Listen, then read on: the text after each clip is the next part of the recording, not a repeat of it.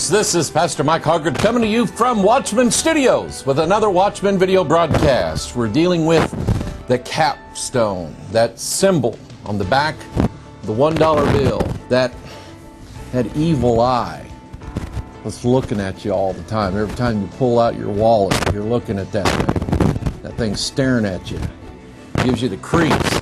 Here's this occult symbol, and I say that in the truest sense. The word occult means secret, private. No one can know what this really means. And you have to ask yourself the question, who put this weird thing on the back of our $1 bill? Why did they do it? We covered all that in the Secret of the Seal, which is kind of what this is a part of. But anyway, what does that thing mean? And so that's kind of what we've been looking at with the idea of the capstone, that eye, that all-seeing eye that's on the back of the $1 bill on top of that unfinished pyramid. The unfinished pyramid has 13 rows, has 72 stones in it. That's coming. And then it's incomplete. It needs something to top it off. And so there's an all-seeing eye there that tops it off. And we're going to understand what that is, what it represents, how did it get there, and so on. And we're doing that by way of the scriptures. 2 Chronicles chapter 33. This is the story of King Manasseh, who sits on the throne, and he does some very, very bad things. Manasseh was 12 years old when he began to reign, and he reigned 55 years in Jerusalem, but did that which was evil in the sight of the Lord, like unto the abominations of the heathen, whom the Lord had cast out before the children of Israel. For he built again the high places which Hezekiah his father had broken down, and he reared up altars for Baalim, and made groves, and worshipped all the host of heaven, and served them.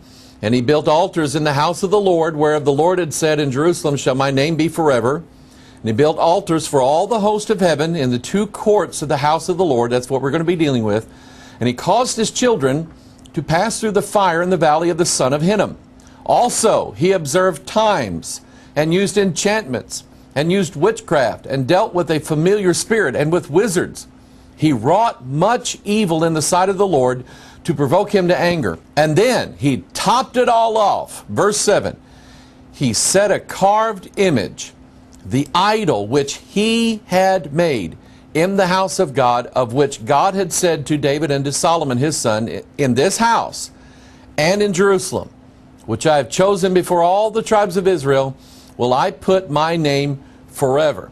And so here is Manasseh, and he's doing all these terrible things. But kings before him had made their children pass through fire, worship Molech, set up altars for Baalim, burned incense, did, sorcery and all of this stuff. They had done that before him. But there was something that set Manasseh apart. He didn't just stop with, in fact, let's look at the list here.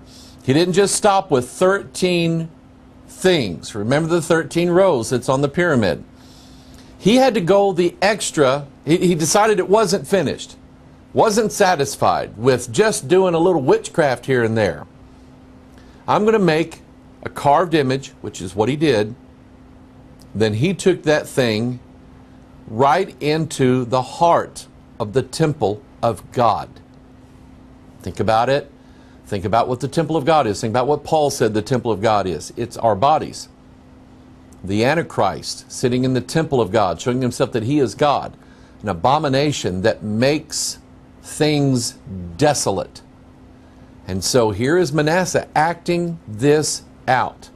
And it is I absolutely believe this idea that God has an order and a pattern, and he has numbered things in the scripture. And again, I'll never forget reading this for the first time, and I'm going, I wonder how many things he does here. I started counting them. I counted 13 things that he did. The last thing it says he dealt with familiar spirit and with wizards. That's number 13, which is interesting. But then he goes and puts a carved image, the idol which he had made, inside the temple of God. Nobody had done that before. In other words, the work wasn't finished until that idol was sitting in there. And you and I both know. We get to Revelation 13, and we see that the false prophet has everybody make an image unto the beast, and then everybody worships this image of the beast. And so the correlation is there. The concept that this follows the capstone and the unfinished pyramid, you see it there. It's the Great Seal of the United States of America, 13 rows of stones on the unfinished pyramid. The capstone, that capstone would represent putting an idol in the house of God, in the temple of God. Annuit coeptus, novus ordo seclorum, a new order of the ages, a new world order. He favors the undertaking of a new world order, and I'm telling you, that's not God's eye there, all right? And again, we build on this concept, 2 Thessalonians chapter 2, verse 4, who opposeth and exalteth himself above all that is called God, or that is worship, so that he is God, sitteth in the temple of God, showing himself that he is God. That matches the typology of what Manasseh was doing when he set that carved image in the house of God. You see a shadow. This is what Paul talked about in Hebrews. You see a shadow or a foreshadowing of things to come. Foreshadowing is done in literature all the time, and it's in this book. The foreshadowing of what is going to happen, the picture of what's going to happen, can be seen by what has already happened. Solomon said, that which was is that which shall be. There is no new thing under the sun. And so what we see here with Manasseh, setting that image in there, is a picture of mankind making an image to the beast and worshiping it. But mankind can't get there all at once. We can't, let's think of America for a minute. America at one time followed the Word of God. I'm not saying everybody in America was wholesome, clean, pure, righteous, saved, born again. I'm not saying that. I'm saying at one time there was a religion that was of America, and it was Bible Christianity. It was a fear of God's ways, and the Ten Commandments was in the heart of our nation. And people lived pretty well. And so you can't just walk up, take America and say, hey, America, we're going to follow Baal now. All right, everybody jump on. It's not going to happen that way. It has to be done like with Freemasons, or like with anybody in the cult, anybody in the mystery religions that Fat Albert Pike always talked about. He always talked about initiations, rituals, rites, levels. Climb it up the Masonic ladder until you reach that pinnacle, until you reach that light there at the top. And that's what's happening. That's what happened with Manasseh.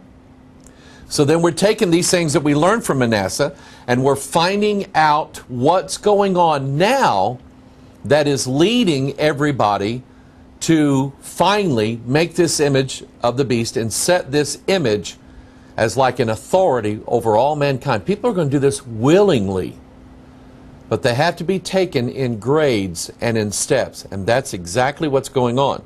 So we've dealt with setting up the high places.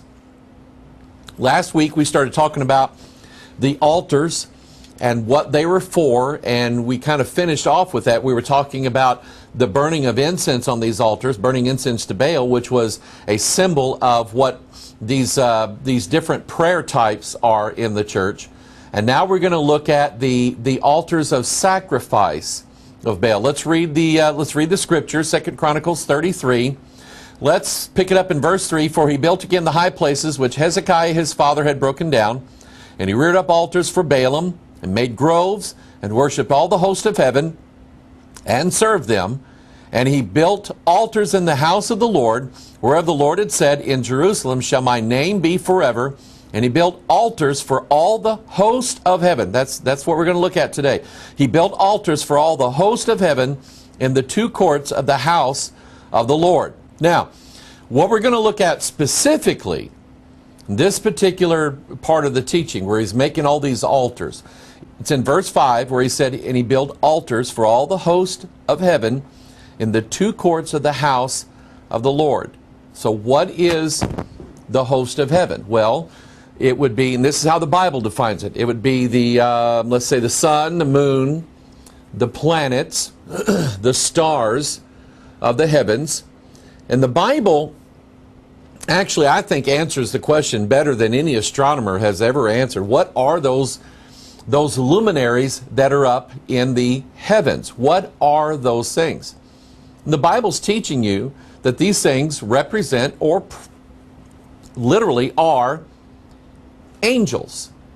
In Revelation 12, we have the dragon, and he takes his tail and he gathers 1/3 of the stars of heaven and casts them down to the earth. Then we find out that he's taken 1/3 of the angels who were fighting with him against Michael. Michael prevailed, and there was found no more room for them, and so they were cast down to the earth. Stars are angels, but in this case here, they're bad ones. See, the good angels, anytime they ever showed up, they didn't want anybody bowing down and worshiping them. You remember John was ministered to by an angel, and then John fell down and worshiped him. The angel said, "Get up! Hey, John, get up!" "Hi, Lord, you're going to get us both in trouble. Would you stand up and knock that off?" The real good angels don't let anybody worship him. The bad ones, they not only want you to worship them, then the Bible, and I've had people ask me this, what does it mean when they worship angels? The Bible talks about, in this passage here, where it talks about they worshiped and served them. They served, they did what the stars told them to do. You know what that is, don't you? That's astrology. Astrology says that the placement of the luminaries, the objects that are in the sky, the placement, the order, the seasons that they come in, or the house. Let's say Sagittarius is in the house of Virgo. Well, what's he doing in there? They're in that house and so on, and that means that your life is going to do this, and this is going to happen to you today, and we can read it in the stars. Well, in other words, whatever the stars, Nancy Reagan did this when Ronald Reagan was president. It's one of the blemishes that's on Ronald Reagan's presidency was that Nancy Reagan hired an astrologer to tell her and to give her advice, and she passed this on to Ronnie. Not right. But you know what? That was back in the 80s. Now we're in 2015s. And astrology is everywhere. People are serving the angels. Whatever those evil angels tell them to do, that is exactly what they do. And God warned. He warned his people against serving these angels. He begged, he pleaded with them. He said, when you get into that land, you got my word there. He said, I want you to give heed to my word. Because if you don't, there's going to be a replacement religion take over. You're going to be serving angels. Look at what he said in Deuteronomy chapter 4. You're going to like this. Okay, I've covered this in a Pastor Mike online. I'm not sure if I dealt with it in Watchman broadcast or not. But a friend of our ministry sent me some information, Deuteronomy chapter 4, and he said, Pastor, take a look at this. What do you think? And I went, that's exactly right. Let me show you what I mean. Deuteronomy chapter 4, verse 15. God says, take ye therefore good heed unto yourselves, for ye saw no manner of similitude on the day that the Lord spake unto you in Horeb out of the midst of the fire. Let me stop right here. You know what a similitude is. It's something similar. He said, when you were at the base of Mount Horeb, which is Mount Sinai, in Exodus 19, you heard that trumpet, and you heard my voice, and you saw the fire and the smoke, and you were scared to death. God said, did you see me? Did you see like any image of me? Did you see like a silhouette of me? Did you see, like a photograph of me? God said, no, you didn't see anything of me. So he says, I want you to take heed, because you get in that land, you're going to learn about idol worship, and all of a sudden now you're going to be making a statue that you're going to tell everybody, that's God. And God says, you didn't see me, so how can you make an image of me? And it's like walking into a Catholic church or a Lutheran church or any other kind of church that has a statue of Jesus somewhere in it. How do you know it's Jesus? I can tell you that it's not. I know for a fact that whatever church you go into and there's a Jesus statue in there, I can tell you it's not Jesus. How do I know? You didn't see Jesus, and the person that carved that didn't see Jesus. They carved it out of the imagination of their own mind, or they had someone stand in for Jesus while they carved it out. But that's not Jesus. And God, that's what God's telling them. Now watch this. Watch this. Verse 16. lest ye corrupt yourselves, and make you a graven image, the similitude of any figure, the likeness of male or female, the likeness of any beast that is on the earth, the likeness of any winged fowl that flieth in the air, the likeness of anything that creepeth on the ground, the likeness of any fish that is in the waters beneath the earth, and lest thou lift up thine eyes unto heaven, and when thou seest the sun and the moon and the stars, even all the host of heaven, shouldest be driven to worship them and serve them, there it is there, which the Lord thy God hath divided unto all nations under the whole heaven. God said, don't corrupt yourselves.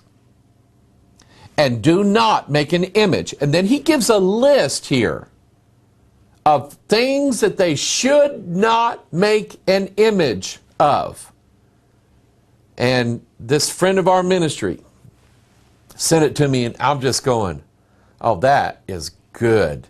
You know what I like? I like it when I'm not the only guy who finds amazing, wondrous things in this Bible. Because there are people out there now that are reading the Bible and studying it, learning it, knowing it, and believe it. They don't question it. They don't doubt it. They don't say, well, I think, a better translation would say, they don't do that. They're actually not looking for mistakes. They're actually looking for wisdom. They're looking for guidance. They're looking for illumination. That's what they're looking for. Okay? We can have our minds illuminated. Paul said we can have our minds illuminated by the Word of God. So this guy sent me that. I'm just going, that's absolutely amazing. Let me show you what he's talking about. He said, Pastor, you remember Baphomet? I said, yeah, I've talked about him several times. Go look at Deuteronomy chapter 4 and see if you don't see Baphomet there. So I looked at the verses, the likeness of anything male or female. Baphomet's male and female both. Any beast is on the earth, Baphomet's like a goat. Likeness of any winged fowl, Baphomet has wings. The likeness of anything that creepeth on the ground, it's got snakes. The likeness of any fish that is in the waters, and I bet you didn't know this. And I found this out a couple weeks before, or maybe a week before this guy sent it. Because I was reading some description about Baphomet, and it talked about how he had fish scales on his belly. And I went, I didn't know that. The likeness of any fish is in waters beneath the earth. He's got fish scales. And he talks about the sun, moon, and the stars. And let me show you Baphomet. Let me show you. I broke this down here, and I want you to see it. Number one, Baphomet is an image of male and female together in the same package. Notice that it has female breasts, bosoms, and then that little rod shaft coming up out of his lap, that's not a radio antenna, that's his male part. And then he said any beast, he's got a goat head and he's got goat feet, that's a beast. Or any winged fowl, he has wings. Or any creeping thing, he's got two snakes there around his antenna pole. And then it says any fish, and there it is, the scales there behind the two serpents there. And then you notice up on the upper left hand, the sun is darkened. And then on the lower right hand, the moon is darkened. That's a dun dun dun, right? Because what is it that Peter preached on the day of Pentecost? The sun will be darkened, the moon will be turned to blood. Other places in the Bible talk about the sun being darkened and the moon will not give her light.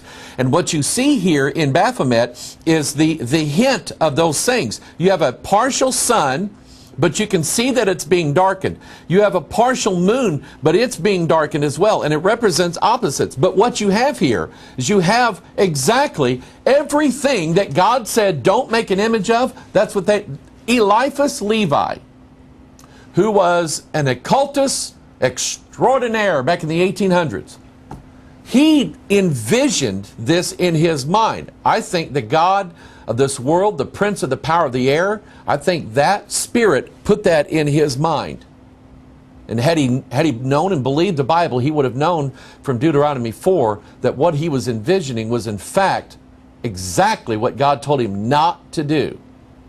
Eliphas Levi. By the way, that wasn't his real name. I can't remember his real name, but he called himself Levi because that was the Hebrew form of his name, and he believed that he came from the Levite priest. Think about it, all right? His people was specifically told not to make this image. And so the image of Baphomet is everything that God told them not to make an image of. That's who it is. Male and female, beast, winged fowl, creeping thing, fish, sun, and the moon together. And God said, don't worship that thing. But God already knew that that's exactly what they would do. They would be worshiping and serving the hosts of heaven. These evil angels, 1/3 of them, that with Lucifer cast down from heaven to the earth. They're worshiping and serving them. I think that is an integral part of the fourth kingdom. Here's something interesting, because this just happened. In Oklahoma City, there was one of the Oklahoma congressmen who used his own money, about $10,000, to make a stone monument of the 10 Commandments from the Bible and put it there in front of the state capitol. Well, you know, the ACLU got involved and everybody else got involved, and the Satanists said, well, here's what we'll do. If you think you have a right to worship your God at the state capitol, then we're going to worship our God at the state capitol, and we're going to make this image of our God. So they made it. It hasn't made its way down to Oklahoma City yet, but in Detroit they had an unveiling of the image of their God. Now remember, God said, don't make this image. Isn't that what he said? Take a look at it. Largest public satanic ceremony in history. A little before midnight on Saturday, a crowd of around 700, I think that's interesting, gathered in an old industrial warehouse a few blocks from the Detroit River for what they'd been told was the largest public satanic ceremony in history. Most of them professed to be adherents of Satanism, that loosely organized squad of the occult that defines itself as a religious group. Others came simply because they were curious. After all, Satanists exist on the popular psyche as those who casually sacrifice goats and impregnate Mia Farrow with Lucifer's child. That would be Rosemary's Baby, by the way, if you don't know that. If this ceremony was indeed unprecedentedly big, who knew what would be in store? And so this was by invitation only. 700 Satanists showing up for the unveiling of this image. You take a look at it. It's Baphomet. It's like male and female, beast, creeping thing, winged fowl. It's even got the scales. And oh, by the way, and I had this sent to me yesterday. Pastor Michael was looking at that deal there of Baphomet. And you know where it said in 2 Corinthians, I believe, where God said, what agreement hath the temple of God with idols, and so on. And God said, let me pull it up here. God said, wherefore come up from among them and be ye separate, saith the Lord, and touch not the unclean thing. That's unclean. And I will receive you and will be a father unto you, and ye shall be my sons and my daughters. Take a look at that statue again, because not only did they carve out and cast the image of everything God told them not to cast, they also put a son and a daughter there. You know what? I have been, let's see, this would be well into the 6th year of the Watchman video broadcast. And since that time, we've Pastor Mike online Bible study, streaming our church services, and everything else that we do. And I'm trying to get people to understand and realize, don't throw away an old King James Bible simply because it's old and the churches are using new ones now. Because there's more to discover in here than there is anywhere else in the world. There is more understanding that's going to come from here than from any other place in the world. And here's another person looking at the Word of God, seeing sons and daughters, and there it is right there. And God put it in this book and preserved it so that when we are in the time that we're in, we see these things going on and people are going, I know what that is. This is that which was spoken by the prophet. Read your Bible, people. It's got it all in there. All right? So, God told them not to worship the host of heaven, the angels, the sun, the moon, the stars, the planets. God told them not to worship that. But that's exactly what they did. We find out in Acts chapter 7. This is Stephen in front of the Sanhedrin, and he's telling them all about how the Jews did exactly what God told them not to do. He's preaching Christ to them. They don't understand it, but he's preaching Christ to them. And in Acts chapter 7, verse 42, Stephen said, "Then God turned and gave them up to worship the host of heaven. As it is written in the book of the prophets, O ye house of Israel, have ye offered to me slain beasts and sacrifices by the space of 40 years in the wilderness? Yea, ye took up the tabernacle of Moloch, and the star of your," see, that's the star right there, "the star of your god Remphan, figures which you made to worship them, and I will carry you away beyond Babylon." Stephen is quoting from Amos chapter 5, and here's what it says in Amos: "But ye have borne the tabernacle of your Moloch and your Chiun," Chiun is Remphan, "your images," and then he said, "the star of your God which ye made to yourselves." Now historically, and all the smart people in the world agree, that Remphan and Chiun, they are known by different names in different places. Remember, these people who come out and say, we all worship the same God, he's just a God of different names. It's the same God, though. They're not talking about the God that you and I worship. His name is Jehovah, Jesus Christ, King of Kings, Lord of Lords. That's his name. Prince of Peace, that's his name. Jealous is his name. One is his name, all right? But not Allah and Buddha and Yahweh and all these other, they're all different names of the same God. Chiun and Remphan are other names for the god Saturn. And you're going, ooh, wait a minute, I know what that is. That's a car company. Now, they only named it after that. That's a what? Take a look at it. That is a heavenly object. It is one of the heavenly luminaries. It is the planet Saturn. And when you say Saturn, you automatically think of the tilted rings that are around the planet Saturn. And here's the thing. One civilization after another has always worshipped what they called the seven stars.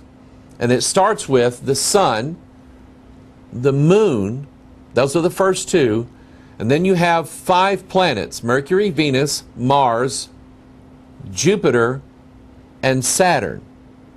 Up until we started building telescopes, no one knew about Uranus or Neptune or poor little Pluto. I think Pluto should be a planet. That's what I think. Nobody really knew about them. But they could see Jupiter, they could see Saturn, they knew its movements throughout the sky, and they worshipped those 7 deities. Remember the 7 devils that came out of Mary Magdalene? She was a worshiper of those. The 7 divine beings that are in the Kabbalah, Mary Magdalene, that's what she was. A windswept house, a house that has been cleaned out. The devil leaves, but it's cleaned out, and then what happens? 7 more come in, worse than he was. Think about it. That's what those 7 planets represent. 7 heads of the beast. 7 unclean spirits, like the 7 spirits of God, only the opposite. And that's what Saturn is, the 7th of them. And just for, so you can kind of get your bearings on this, the 7th day of the week is Saturn's day. It's where they get it from, all right? And there are people who worship the Saturn day. To this day they do. Okay? I'm not going to get into that. But Saturn was one of their chief gods, and Stephen mentioned it and Amos mentioned it. He called it the star of your God. We're going to find out what that means in Ezekiel chapter 1. Here's what I think is so cool. And again, the Bible's telling us that these planets, these stars, are angels. Now, you can believe the astronomers, or you can believe the Word of God. The astronomers will not cover my transgressions, but the Word of God makes me clean. So I'm going to believe the Word of God. And so you notice that Saturn, when you look at it, in fact, just take a look at this picture again, okay, of Saturn. What you really see are two circles, two wheels. Ezekiel chapter 1. Now as I beheld the living creatures, behold, one wheel upon the earth by the living creatures with his four faces. The appearance of the wheels and their work was like unto the color of a beryl, and they four had one likeness, and their appearance and their work was as it were a wheel in the middle of a wheel. And when they went upon their four sides, and they turned not when they went. As for their rings, look at that. They were so high that they were dreadful, and their rings were full of eyes round about them four. And when the living creatures went, the wheels went by them. And when the living creatures were lifted up from the earth, the wheels were lifted up. Now, this may all seem strange to you, but these are the four angels that support the firmament, the sea of glass, clear as crystal, upon which sits the throne of God. And the Psalms say that God rides in a chariot, even thousands of angels. Chariots have wheels. And these four living creatures have built into their bodies a circle within a circle, and God calls them wheels and rings, just like the planet Saturn. So what are we seeing here? We understand and believe from the Bible that there are certain angels, bad or good, that have a wheel within the wheel. They have circles, they have wheels, they have rings. And Saturn has rings. So what are we looking at? Even if you don't want to believe that Saturn really is an angel, then think of the symbolism of Saturn and these rings and these wheels. Think of it that way. If you don't want to go that far, I'm fine, but think about it. Now, here's something that nobody knew. Well, maybe some people knew. Here's something that nobody knew up until the last, let's say, 10 years. I don't remember when they quite did it, but scientists were looking at satellite imagery. They sent a spaceship out there to take pictures of Saturn and so on. They were looking at it, and they noticed, I think it's on the north or south pole, one of the two, the cloud formation. Saturn is like Jupiter. It's known as a gas giant. Sometimes I was called that. But anyway, a gas giant, like Jupiter. There is a solid core of rock or some kind of mineral, but it is composed largely of gases. And Saturn is that way as well, okay? And somebody noticed that at one of the poles of Saturn, the cloud formations formed a perfect hexagon, a six-sided shape, a box with six sides.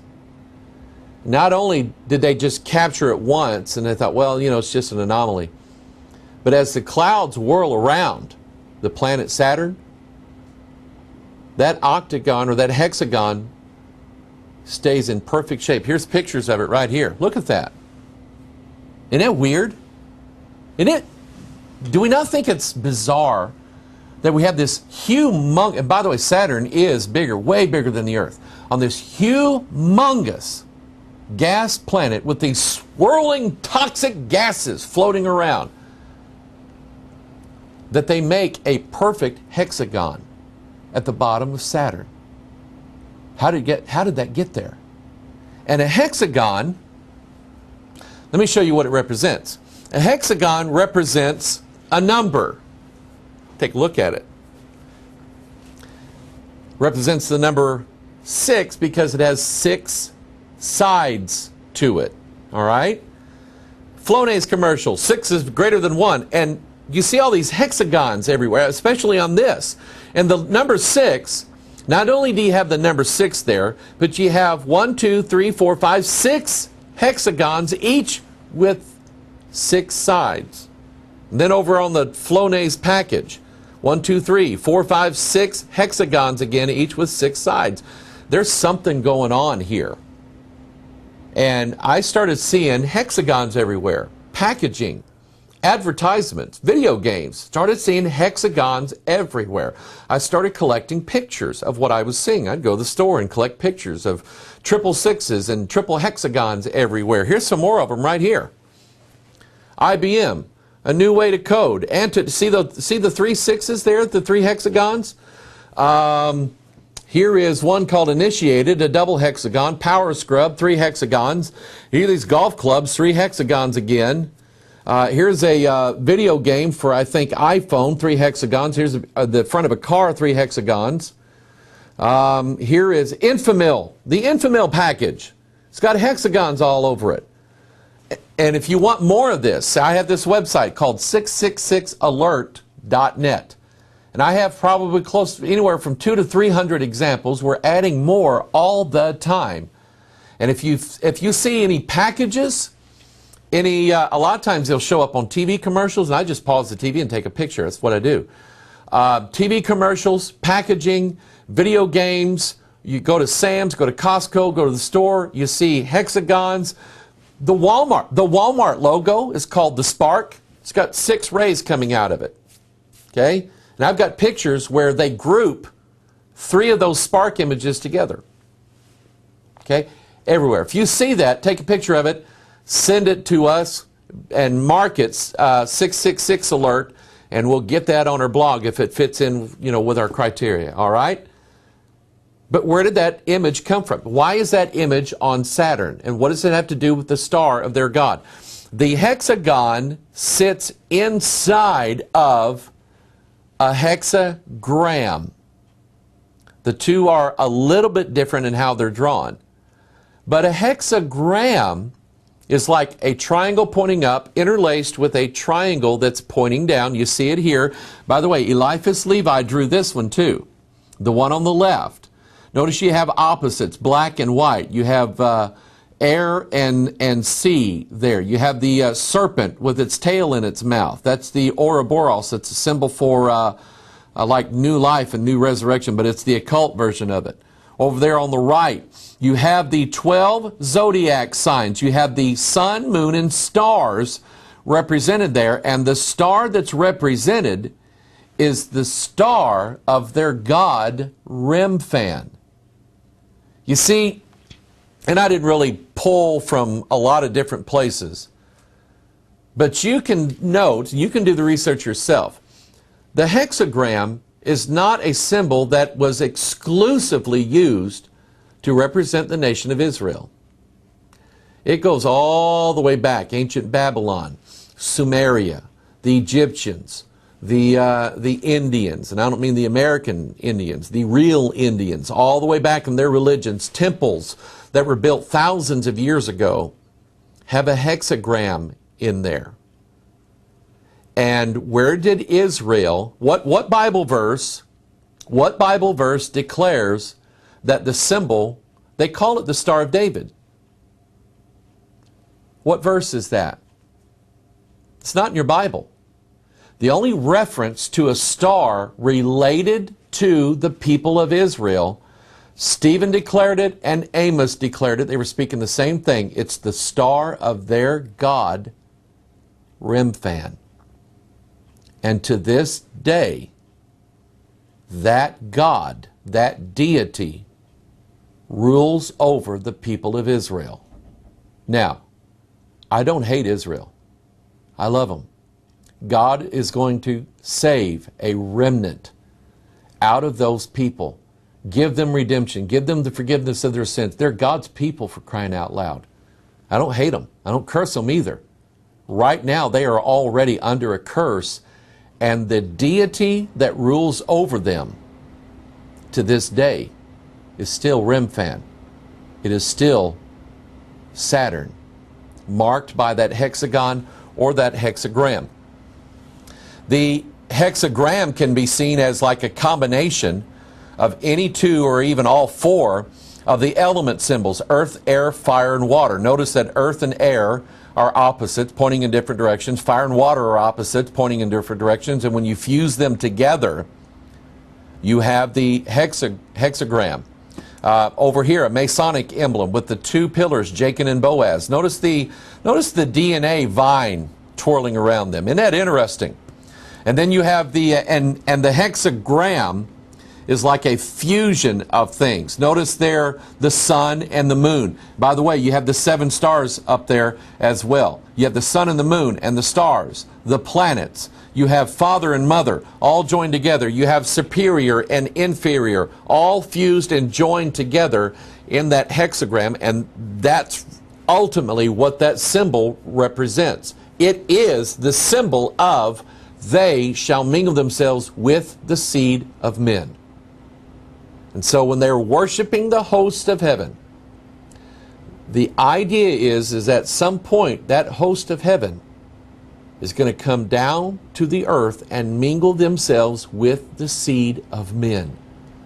Mankind thinks that they're there to turn him into gods, but that's not how it's going to be.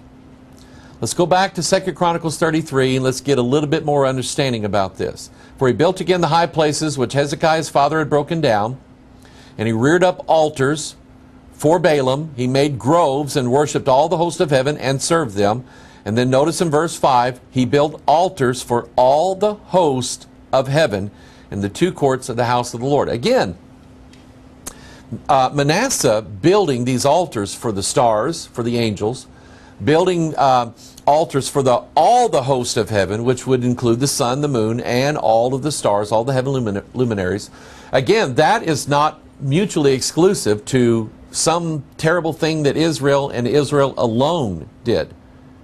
This is a religious idea and a concept that didn't originate from them. When they went into the land, they learned it. They learned it in Egypt. They learned it in Babylon. They learned it from the Assyrians.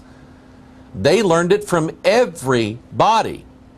And they were worshiping the sun, the moon, and the stars. And they were building altars for all the host of heaven. I want you to think of that about this now, because we dealt with last time the idea that an altar symbolizes like an altar of prayer. When you burn incense on it, it represents prayer or religious duty or contemplation of the gods. But there's another altar. It's an altar of sacrifice. It's an altar upon which something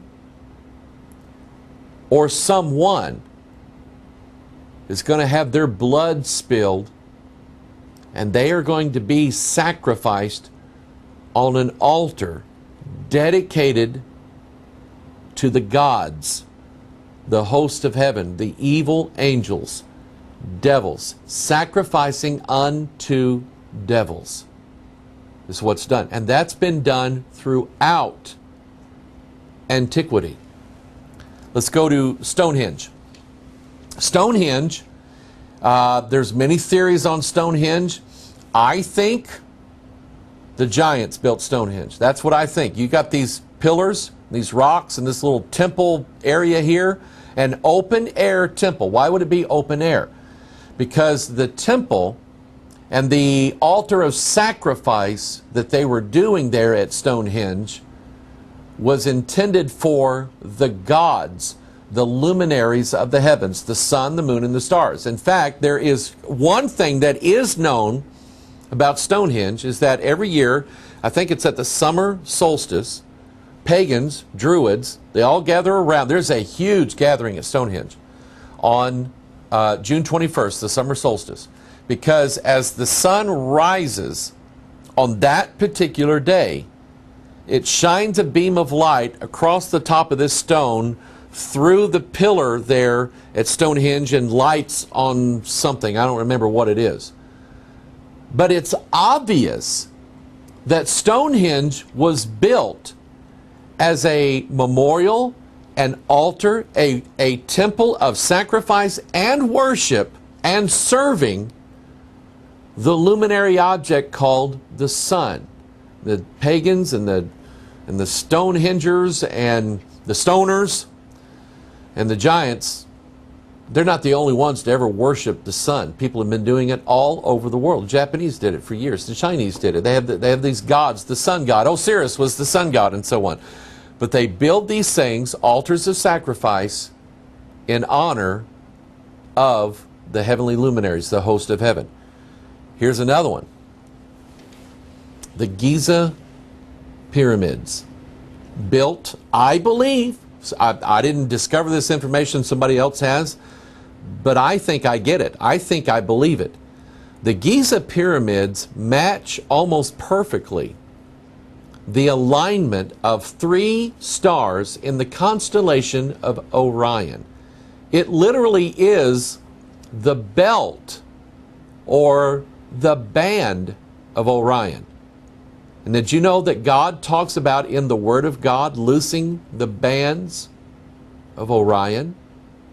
And the band of Orion is those 3 stars that make up his belt, and those are the Giza pyramids, almost perfectly shaped. Even you have 2 bright stars and 1 diminished star in that belt, and that's how the pyramids were built. 2 big pyramids and 1 smaller one, and the smaller one is set off just a little bit to the side. They're not in a perfect line, just like the stars of the belt of Orion. Chichen Itza, which is down in Mexico. Again, and Chichen Itza, I don't know if they ever sacrificed people on the pyramids in Giza. I don't know if they did. We do know for a fact that this pyramid, this high place, remember we was talking about that? This high place in Mexico called Chichen Itza, they sacrificed people up there. They cut them, ripped their hearts out a lot of times while they were standing there looking at them. Pulled their heart out while it was still beating, and gushing blood all over the priest and all over the top of this pyramid. Well, this particular pyramid was built. Take a look at this picture. I've talked about this before. Notice this sunlight going up that stairwell, how it kind of dips up and down like this.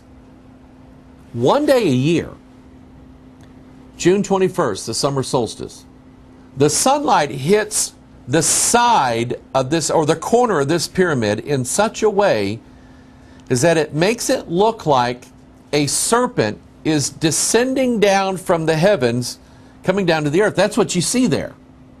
And it does it on June 21st. I think, I may be wrong, I think on December 21st, the winter solstice, it makes it look like it's ascending back up. But you get the idea, don't you? Serpents coming down from the heavens to the earth at the summer solstice, longest day of the year. Wow. Think about that. But they did sacrifices on the top of this pyramid. It was an altar of sacrifice to the host of heaven. Here's another one, the Pyramid of the Moon, which I think is in it's in Peru. I may be wrong. The Pyramid of the Moon. That's what it's called. Why? Because it's dedicated to the moon. What did they do up there? They killed people, sacrificed them to the hosts of heaven. Here's another one, the Library of Congress. You say, that's not a pagan altar. Well, maybe not too many people are killed there, but see that floor arrangement there? I did a zoom in on one of those images there, and I'm pretty sure that's Aquarius. In fact, I know it is. It's Aquarius. If you look at that floor layout, this is as you walk into the Library of Congress, you will see the zodiac signs right there. And in the middle there, you have basically an image of the sun. You have the sun, moon, and the stars. You have the 12 constellations. By the way, let me just kind of back out for a minute and teach you something. In the wilderness, when God was leading his people, every now and then they'd stop and camp. When they stopped in camp, the very first thing that they did was the Levites, who were responsible for this, immediately began setting up the tabernacle. They put in the curtain around the outside, and then they erected the sanctuary, the most holy place, and set the altar in place, and the laver, and the table of showbread, and the menorah, and then behind that, the most holy place. Nobody could go in there. Set the Ark of the Covenant, and they would set the tabernacle there in the middle, and then the tribes would then set themselves. Some had to be on north, some had to be on the east, and it was designated who was there. Some on the south and some on the west. So what you had was, are you watching this? What you had was, you had God in the midst of his people, and he was surrounded by the 12 tribes, which God said they would be as the stars of heaven. Take a look at this again. I just caught this. Take a look at that. You have the image of the sun surrounded by the 12 signs of the zodiac. Dun, dun, dun. right there in the Library of Congress. You know, the United States government that has to be separate from religion. Washington, D.C. is probably one of the most religious places in the world. Only it's not Bible Christianity religion. The gods are present everywhere in Washington, D.C. Monuments like the obelisk, the Temple of Zeus, the Lincoln Memorial, the goddess, Mystery Babylon, standing on top of the Capitol Dome building. And then you go in the Library of Congress, not only do you walk across this floor, but you've got imagery everywhere, all throughout Washington, D.C., of the zodiac signs. David Ovison wrote a book on all of the zodiac stuff that's in Washington, D.C. I have a copy of it. I haven't read all of it, but I have a copy of it, and if you're interested in that, you read it. He did more research than I did.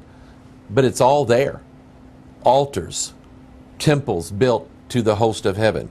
This is the Scottish Rite Lodge in Washington, D.C.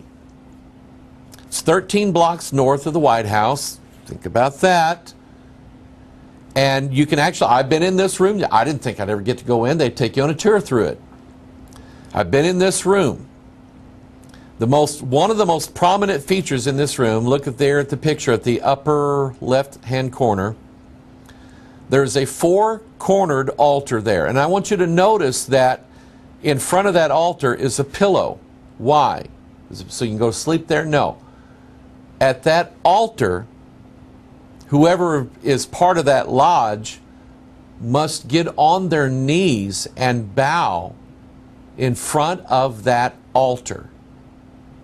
Now that altar, in a lot of Masonic lodges in America, they all have an altar, and there's usually going to be probably a King James Bible or some other translation, but usually it's King James. A King James Bible with a square and compass on it. Okay? Sacrifice. Think about it. Okay?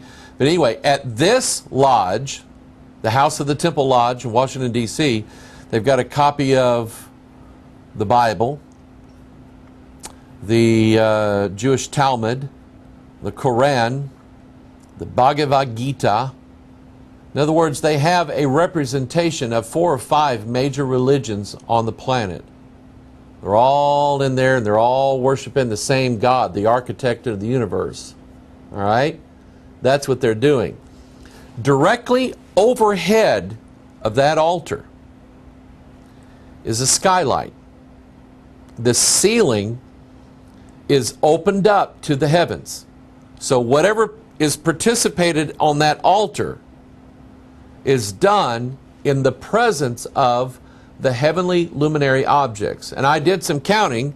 You look at this picture. There's six sections of glass across the top, 6 of them going down, and 6 going diagonally. Dun, dun, dun. 666. Okay? Now, when you bow at this altar, you are knelt not only in front of this altar in the presence of all the host of heaven, but you are knelt in front of a wooden chair that has a canopy over it, and that chair is exactly 33 feet tall. Think about it. Masonic number 33, all right? Christ being 33 when he made a show of his enemies, when he's on the cross. And you are elevated 5 steps up to that throne. In other words, the person who ascends to that throne goes up 5 steps, and then he sits on the 33-foot tall throne. And whoever is in that Masonic lodge, when they're knelt before that altar, they are actually bowing and kneeling before someone who is called the worshipful master. The significance of the 5 steps are, I will ascend into heaven. I will exalt my throne above the stars of God. There's a throne there. I will sit also upon the mount of the congregation. The worshipful master rules over the lodge. I will ascend above the heights of the clouds. I will be like the Most High. Do you know who the Most High was? It's Jesus Christ. The worshipful master. And by the way, this is Isaiah 14. I've read it so many times, you probably should already know it. 5 steps, 5 things here that whoever is the worshipful master of this lodge walks up these steps. He ascends into heaven. He exalts his throne above the stars of God. He sits upon the mount of the congregation. He ascends above the heights of the clouds. He will be like the Most High. He is worshipped as the worshipful master of the Freemasons' lodge. And anybody who's ever been a Freemason will tell you, you're told to kneel and bow before your worshipful master. And I had a preacher tell me, he said, Mike, he said, I thought about this, and he said, I had a guy in my church that was a lodge member, and he said, I went to talk to him, and he said, there's nothing wrong with being a Mason. We're Christians. And he said, you have in your lodge a man called Worshipful Master. He said, yeah, that's right. Jesus said no man can serve 2 masters. What are you saying? Well, either Jesus is going to be your Lord and Master, or this other guy's going to be your master. But you can't serve both of them. And I went, that's really good.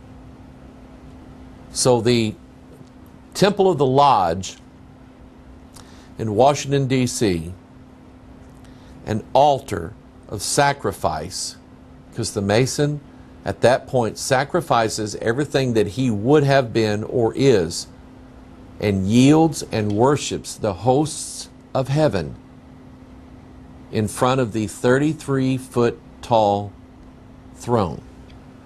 Now, let's bring this idea in with this. The worshipful master, the number 33 being this high Mason number, Jesus Christ being the sacrifice for man's sins, being 33 years old. Because remember that the idea, the premise is that I believe mankind is being taken on these levels. We go from one, think about all you watch TV from the 50s, like, you know, Father Knows Best and Leave It to Beaver. You ever see any bikinis on Leave It to Beaver? Father Knows Best. You ever see any of the Kardashian women in Father Knows Best? You ever see, I don't know, 2 women in bed kissing one another on Father Knows Best? No. Those things were taboo just 60 years ago in this country. Taboo. You couldn't do that. You didn't do that in public. It just wasn't what America was. How did we get to where we are now? How did we get to where we're dealing with this right now in our county? 17-year-old boy who puts on a wig and a dress and goes to school every day, public school in Hillsboro, Missouri, and he walks into the girls' bathroom, and the school has to let him do it. How did we get there? One step at a time. By the way, this man, this boy, 17 years old, if you've seen a picture of him, he's got the face of a man. But he has the hair of a woman. Revelation chapter 9. That's what this is all about. It's where it's going, people. And so here we're being taken, we went from Father Knows Best and that morality and that public way of appearing. It goes from that to where we are now. How did we get there? One step at a time. We're being taken on these steps. We're accepting things now we never would have accepted before. And just as Manasseh offered sacrifices to all the hosts of heaven, by the way, dealing with this number 33, how much is 1/3 as far as a number is concerned? 33%, isn't it? How many angels fall from heaven? 33% of them. By the way, in the front of Morals and Dogma, you have Ordo Abkeo, you have the double-headed eagle, And under his wings are 33 stars exactly. That's all the host of heaven that fall. So let's look at this number for a minute, and let's look at some sacrifices that were made. JFK, November 22nd, 11/22 is the date. That's 33. Dallas, Texas, right close to the 33rd parallel. It's on 32 degrees, 0.5, something like that. Okay, it's between the 32nd and 33rd parallel. All right? A sacrifice was made. A 46-year-old man, 46, the number of chromosomes, human body, at Dallas, Texas. The street layout where JFK was sacrificed, Elm Street, Market Street, they all come together in what's called the Triple Underpass. That street layout was designed, and it looks just like Baal's shaft, an obelisk. And JFK was sacrificed at the tip of this obelisk. And this obelisk touches a highway called Highway 77. Remember where that number comes from. In Luke chapter 3, Jesus was the 77th in line from God through Adam. Think about it. And who was he? He was the sacrifice. Hence that number. By the way, JFK's limousine, the license plate on it is, the number is GG. You know what that is? A, B, C, D, E, F, G. 77 on the front of his license plate in the very car that he was assassinated in. And oh, by the way, Dealey Plaza, they already had an obelisk built there before JFK ever showed up. Right at Dealey Plaza, right in that grassy area where the three streets combine together. Think about it.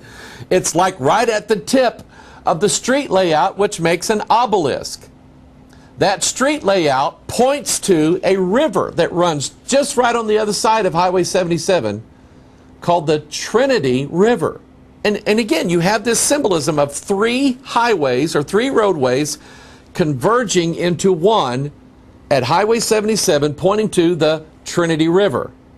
So let's take in something else now that might match this for a second. The Trinity Site. The Trinity Site is where the first atomic bomb was detonated, Alamogordo, New Mexico. It's on the 33rd parallel. And oh look, the marker that they put up at ground zero where the bomb was detonated. They put an obelisk there. They put a pyramid there is what they did. 33rd parallel. So they went and take an atomic bomb. We built another one. We dropped one on Hiroshima. But we're not done. So then we dropped one on Nagasaki. And Nagasaki is between the 32nd and 33rd parallel. And they mounted up a Baal's shaft as a monument to ground zero there again. And that particular bomb, I can't remember if it was Fat Man or Little Boy. It might have been Little Boy. That's the two atomic bombs, Hiroshima and Nagasaki. The bombs were Fat Man and Little Boy. I think it was Little Boy. It was dropped over Nagasaki. I may be wrong. But notice the number on the front of the plane that dropped that bomb on a city between the 32nd and 33rd parallel. Wow. Pope John Paul I. How you doing? Okay. Pope John Paul I was made Pope, and 33 days later, he's dead. He was killed. He uncovered very, very evil things going on in the Vatican, including a branch of Freemasonry called the P2. And he was going to have some people run out of office, including Cardinal Jean Villot, who was the Vatican Secretary of State. A lot of banking stuff going on between them and mafioso there in Italy and the P2 Masons. So he was killed 33 days after being Pope. That was no accident. It was a sacrifice to the host of heaven. Highway 77, we mentioned that. Comes out of Dallas and goes all the way down to Waco, Texas. A burnt offering made just off of Highway 77. David Koresh, you can do the math. Born in 1959, died in 1993. Had he lived to August 17th, he would have been 34 years old. But he was killed before his 34th birthday. He was 33. Exactly. Highway 77, a burnt offering, a burnt sacrifice. That was what, April 20th? And then a year later, to the day, the Oklahoma City bombing, the Alfred P. Murrah building. It has 3 rows of 11 columns that supported that building. You can see those columns in the blown out portion of the building, which means there was exactly 33 columns holding that building up. Timothy McVeigh. They found him guilty of a terrorist act, blowing up all those, killing all those babies in that daycare. Killing all those babies in that daycare who were there, while the Bureau of Alcohol, Tobacco, and Firearms, the people who investigate explosive stuff, they had an office in that building. They were all told not to come into work that day. There's a spirit. There is a spirit. You say, I don't see how all this works. These are spirits we're dealing with. We're not just dealing with men and how they can make things happen. We're dealing with spirits who guide them and work all of these things out. And if you remember, I remember it clear as a bell. George Bush was president. John Ashcroft used to be the governor of the state of Missouri, a Assembly of God person, Christian, said right before they were going to execute McVeigh, they put a stay of his execution because they said his lawyers said there was new evidence that came up. McVeigh was 32 at the time when he would have died. Then he had a birthday. And a month later they said, no, we're going to go ahead and proceed. Now he's 33. Now we execute him. Sacrifice made. 33. The stars of heaven that fall, a third of them, 33%. September 11th, 2001. We're going to see that anniversary here in another day or two. September 11th, 2001. These 2 buildings, you see there on the bottom part of your screen, that's the beginning of the steel construction of these 2 towers. 1968 is when they started that. 2001. It's exactly 33 years. These buildings and everybody in them. An altar of sacrifice. Muhammad Atta, one of the terrorists, the pilot of Flight 11 that flew into there. 33 years, and there's his ID card right there. Do the math. 33 years of age. He's flying into that building. Okay? You remember the lights that they shined after that? Where the 2 towers stood? They shined these lights up in the air every night for exactly 33 nights. I'm not kidding you. Okay? Sacrifice. They shined the light up to the heavenly luminaries.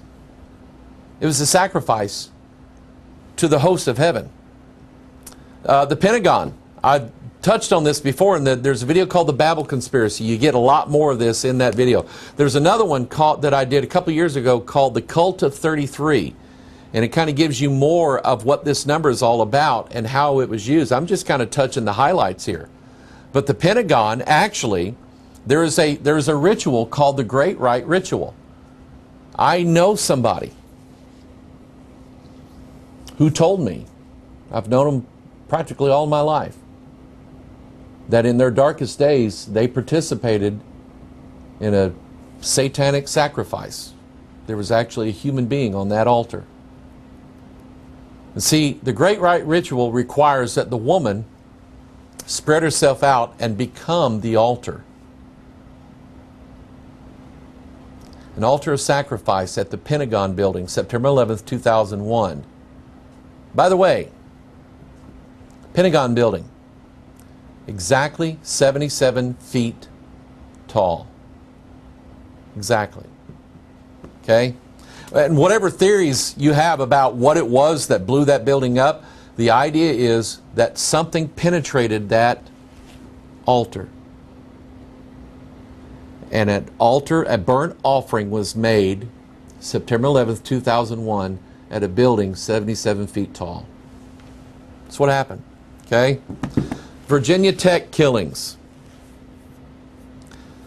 33 people, including the shooter. Killed, dead, sacrificed. Remember the 33 miners? There's a movie coming out. Oh, I want to see that. There's a movie coming out. The 33 miners. Now think about it now. Here they are, and they're down in a pit. And they're trapped, and they can't get out. 33. All right? So they dig a hole. They penetrate there. They open it up. And they send down this little capsule that they called the Phoenix. The Phoenix goes down into the pit. And by the way, these 33 miners that are dead, they're so far down. You know how you like go in caves and they're cool? These guys are so far down, it's not cool down there, it's hot. Because they're closer to the molten center of the earth. And they're down there sweating every day. It's unbearable. And the Phoenix rises up 33 times, brings these guys back out of the pit. Do this. Go to Google and type in 33 dead or 33 deaths. 33 dead, 130 injured in China knife wielding spree. At least 33 dead in Afghan suicide. Landslides in western Nepal leave at least 33 dead. 33 dead after Philippines ferry capsizes. And you know what? I think on some of these it was more than 33 that died. But notice the headlines. At least 30. Why not say at least 30? Or at least 35. No. At least 33 dead. China. Dead in Afghanistan. Dead in Nepal. Dead when a ferry capsizes. Sacrifices to the host of heaven. Bon Scott. Highway to Hell. 33 years old. Chris Farley. Tommy like Wingy. 33 years old. Both of them drugs, by the way. Drugs and alcohol. Killed them dead. Altars of sacrifice to the host of heaven. Charleston, South Carolina sits between the 32nd and 33rd parallel. Sacrificed 9 people. That would be 3 times 3 by this wacko guy. Altar of sacrifice to the host of heaven. Morgan Freeman's granddaughter was stabbed to death by a guy who was so looned out of his mind. It was like her ex-boyfriend or something like that. And he was looned out of his mind, talking about Satan and an exorcism that he was performing on her. She was 33. Listen to me. There were devils inside that man who killed Morgan Freeman's granddaughter when she's 33 years old. You just read the story. He was full of devils. A sacrifice to the host of heaven. Wow. Zephaniah chapter 1. Here's what God said. I will consume man and beast. I will consume the fowls of the heaven and the fishes of the sea. That's Baphomet. And the stumbling blocks with the wicked. And I will cut off man from off the land, saith the Lord. I will also stretch out mine hand upon Judah and upon all the inhabitants of Jerusalem, and I will cut off the remnant of Baal from this place. In the name of the Chimerims with the priests. And I'm going to show you what that means in a minute. And them that worship the host of heaven upon the housetops, and them that worship and that swear by the Lord, and that swear by Malcolm, or which is Milcom, I think, and them that are turned back from the Lord, and those that have not sought the Lord, nor inquired of him. Now, here's what's interesting. God said, I will consume man and beast, Baphomet, fowls of the heaven, fish of the sea, Baphomet, okay, and the stumbling blocks of the wicked. And then he said, the remnant of Baal, and he said, and the name of the Chimerims with the priests. Now, I had to look that word up, Chimerims. You know what it means? There's several possibilities, but one of the definitions of the word Chimerims was that they were black-robed, idolatrous priests. Wow. Black-robed priests who worship idols. We have that now. And by the way, Roman Catholicism worships the host of heaven, do they not? Because when you go to a Catholic church, you don't just see the statue of Jesus. In fact, that's probably not the first thing you see when you go into a Catholic church. You see an image of Mary. You see an image of St. Joseph, St. Frank, St. Bulldog. These saints are the host of heaven, who the Catholic Church says has a part in your salvation. You go in that church and you do that stuff, you are worshiping the host of heaven. And the Catholic Church does a sacrifice of a 33-year-old Jesus every time they have church. It's called the sacrifice of the Mass. And they kill the 33-year-old Jesus every time they have the Mass. Now, I know that that's not the real Jesus, because my Bible says that he only offered himself up one time. Not thousands of times every day. Think about how many Catholic churches there are in this world. And some of them have Mass every day. Thousands of times a day. They're killing on an altar in front of the hosts of heaven a 33-year-old Jesus, quote unquote. You get it? We're going there, aren't we? It's already in place. Last thing I'm going to show you, because with all this evil, see, you read the rest of the story of Manasseh. I don't have really time to get into it, but read the rest of the story of Manasseh. Manasseh doesn't win. He sets up that God in the temple of God. That God does not defeat Jehovah God, the God of Abraham, Isaac, and Jacob, whose son is Jesus Christ. Doesn't destroy him. God always gets it in the end, doesn't he? Zephaniah chapter 1, verse 14. The great day of the Lord is near. It is near, and hasteth greatly. Even the voice of the day of the Lord. The mighty man shall cry there bitterly. That day is a day of wrath, a day of trouble and distress, a day of wasteness, a day of and desolation, a day of darkness and gloominess, a day of clouds and thick darkness, a day of the trumpet and alarm against the fenced cities and the high towers. We already read at the beginning of Zephaniah chapter 1 about Baphomet and all the priests and who are worshiping all the host of heaven. And it's in that same chapter that God says, guess what? When I come, the day of the Lord, clouds and thick darkness and the trumpet, when I come to put a stop to all of that. I love it. I love this Bible. I love what it says. I love how it says everything. It's like, and here's what I'm going to tell you. There are going to be more killings. There are going to be more sacrifices. And look for this number. Look for this number 33. Now, don't make it too complicated, because I don't think it really is. But look for this number now. I don't know. I'm not a prophet, but I'm telling you, more sacrifices are going to be made to the host of heaven. More altars. And that number is going to show up. And when it does, you'll say, you know what? This is that which was spoken by the prophet. This Bible's coming to life right now. Read it, believe it, study it, meditate on it, think on these things, Paul said. God will bless you. And be ready for the day when the clouds come and the trumpet sounds. Day of the Lord. Be ready for that day. I am. I hope you are too. All right? God bless you. We're moving along here. We're building the pyramid. We're going to see what comes next. All right? In the next Watchman broadcast. God bless you. We'll see you next time. Bye-bye.